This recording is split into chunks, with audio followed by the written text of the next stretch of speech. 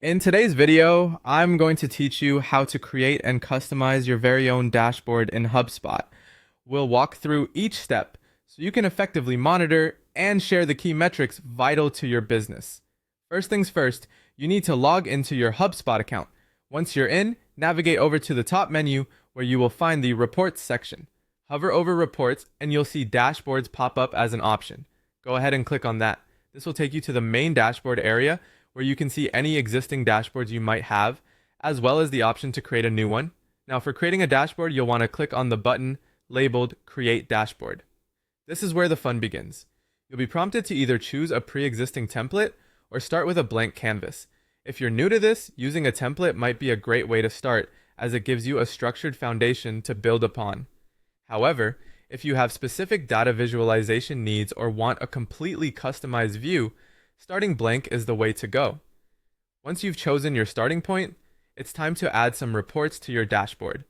Click Add Reports, and you can select the reports that are most relevant to your business. You could be looking at sales metrics, marketing data, or customer service stats.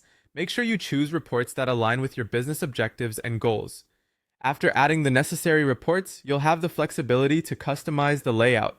Moving and resizing tiles can greatly enhance your dashboard's clarity and functionality. This ensures that the most critical information is front and center and easy to digest at a glance. Sharing your dashboard with team members is the next crucial step. Click on the share icon, typically found at the top of the page, and select the colleagues or teams you wish to share with. You can set viewing permissions to control who can view or make changes.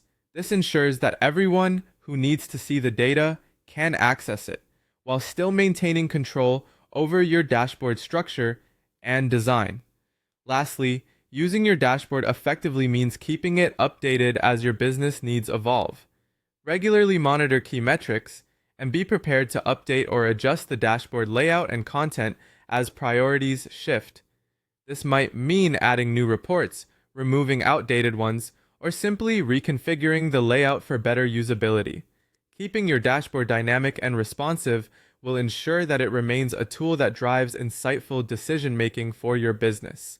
That's all there is to it. By following these steps, you'll have a customized dashboard that not only keeps you informed, but also aligns your team to your shared business goals.